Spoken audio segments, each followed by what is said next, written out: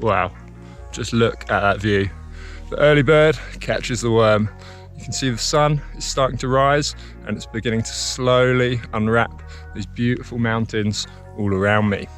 The proverbial worm, in my case, today is going to be fresh tracks in fresh powder. Although, mind you, at the minute, there's not a whole lot of competition for that because, you know, that thing that's kind of going on at the minute, affecting the entire world, that means that ski resorts here in France are still shut for the time being. So I'm having to earn my turns, and I'm doing that on the Burton Flight Attendant Splitboard, which you can just see poking out of the snow below me there. So I'm going to be testing that out today. I'm going to let you guys know my thoughts on it, but before I can do that, let's finish up this little hike. We're almost at the top, and let's get a little run down, see how it goes. You see those cool looking ripples in the snow below me?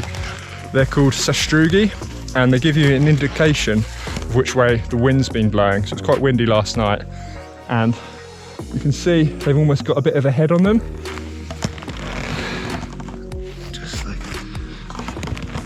And you might think the wind's actually been coming that way, but the wind's actually been going the opposite direction, and it pushes the snowflakes against each other and creates this cool pattern. But what that tells us from an avalanche forecasting perspective is that slopes over that direction are going to be loaded with a lot of snow, which might sound cool, but that's what we call wind slab, which is generally one of the main causes of avalanches when skiers or snowboarders ride a loaded slope full of wind slab snow. So we're going to avoid that aspect a little bit, and I'm sure we can find some good snow that's just going to be a little bit safer. Ghost town. Well worth getting up for.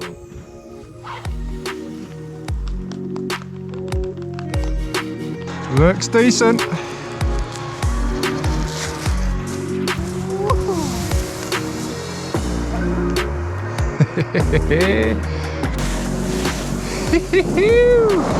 Alright.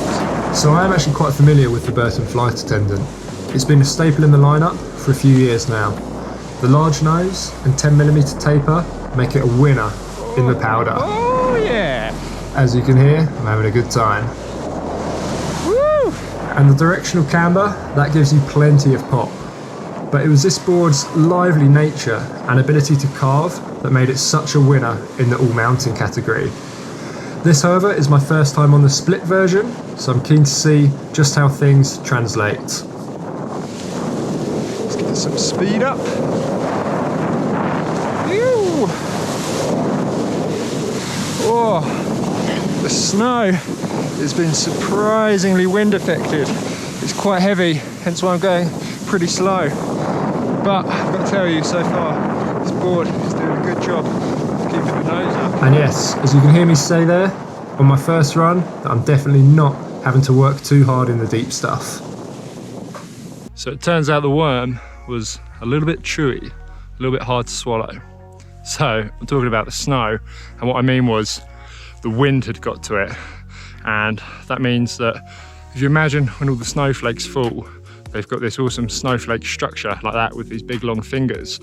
And when the snow sits on top of each other, there's loads of air in between each snowflake. And that creates that super light, fluffy snow that we all love.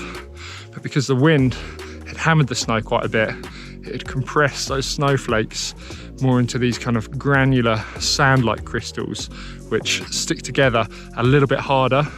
And rather than giving us that nice, fluffy, airy souffle, it's more like a dense, overbaked cheesecake. Hope that makes sense. As for the board though, it definitely did its job. You could see the snow was quite hard work there, but the big nose just lifted me up and kept me planing across the surface of it.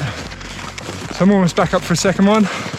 We'll give it another go, and then we'll get more into my thoughts on how it rides. That's better. Oh yes. Now, with nothing changed from normal to split, the board should perform much the same. However, there is obviously all the hardware on top of the board, where you attach the bindings for touring, as well as the clips that fasten the board together. This stuff is all essential, yes, but it greatly changes the nature of the board.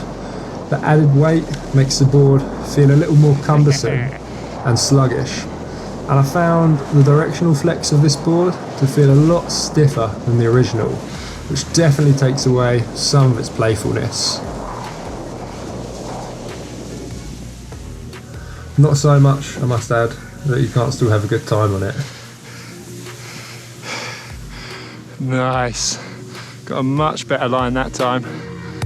And I must say that changing the board over is a doddle. The Burton bindings, which are in fact just spark bindings, albeit with some Burton straps on, are super easy to change. And as you can see here, can easily be done in the snow and with mitts on.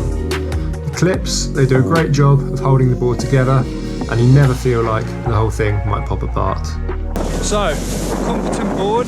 Yes. But my question is it all just a little bit vanilla? Don't get me wrong, you're going to have an awesome time on it. So whilst I was pretty proud of recording myself whilst riding powder there, the wind noise just got a bit too much, so I'll explain it now. And yes, my thoughts were, is it all just a little bit vanilla? The split version of the Flight Attendant has lost some of the original board's playfulness and snap, and it doesn't really matter how good this board was on the piste, because as a split, that's not really what you're looking for. When you buy a split board, it's with visions of riding empty, open powder faces. And I believe those dreams would perhaps be better paired up to a board with just a little bit more flavour. And there definitely are boards out there that fit this brief somewhat better.